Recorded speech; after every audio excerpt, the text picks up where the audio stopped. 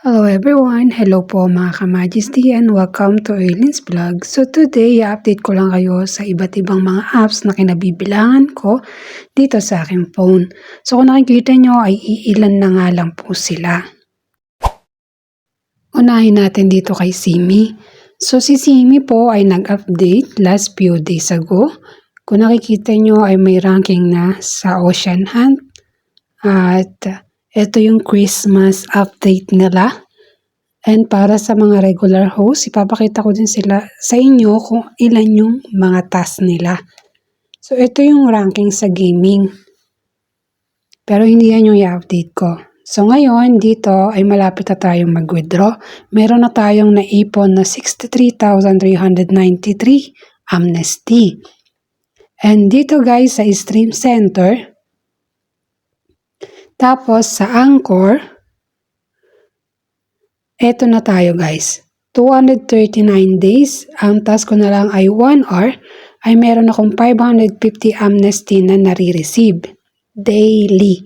So before, mga last week, 1,000 pa siya in 2 hours. Pero ngayon, dahil nag-update siya, binaba na naman niya yung amnesty na makiklaim natin. So, hindi pa tayo nakakatas dito. Isi-set nga lang natin and ipo-float natin yung ating application. So, tingnan nyo guys. Ito, ganito lang mag-float. Click lang yung long press yung tatlong guhit sa baba. So, dito naman tayo kay Awas. Si Awas din ay nag-update. So, halos lahat naman ng application ko nag-update. At yung iba ay wala na akong task. So, kaya tinanggal ko na sila dito sa mga ginagamit ko. So today, ito yung update niya sa Christmas Annual Grand Ceremony. Meron ding nakiklaim dyan. Ito ay nakukuha sa pag-PK. So may host PK, agent PK, and wealth list. So ang reward nito ay 100,000, 50,000 o depende sa top list na makakapasok ka. So ayan guys, check nyo na lang yung inyong mga Awas application. So, ngayon dito ko kayo i-update kasi before sa daily task, ang nakiklaim kasi kapag naghagis ka ng 200 or ng 300, kailangan may makareceive ka ng 200 beans, ay may makukuha kang 800 beans. Pero this time kasi, 1 hour or 60 minutes, tapos kailangan makareceive ng 5,000 beans para makareceive ka ng 800. So, medyo lumaki yung update niya. Pero may makukuha ka din naman sa regular host na 500 per 1 hour. So, yan. Ipo-float lang din natin. And dito naman tayo next sa Popo. So, si Popo din ay may bagong feature na update. Last few days din siya. Kung nakikita nyo siya.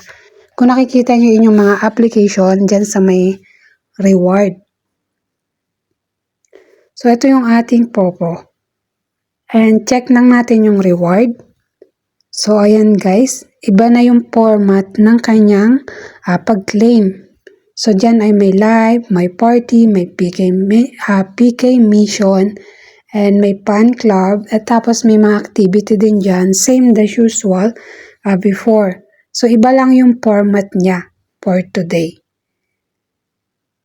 So, yung ibang mga application natin ay nag-update din naman sila ng Christmas Christmas update. So, may mga ranking din doon. Tapos, may mga haggis, ganyan. Ngayon guys, ay meron na tayo nakaset dyan sa taas na 2 application. So, pwede pa tayo mag-set ng isang application at pwede na natin siyang iwanan.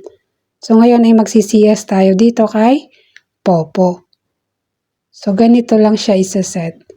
Hayaan lang natin siyang lumipas yung oras. Kaya mas gusto ko yung mga audio tasking. Ganyan lang siya. Isiset mo lang siya 3 apps sa 1 oras o 2 oras or depende sa kaya ng cellphone nyo.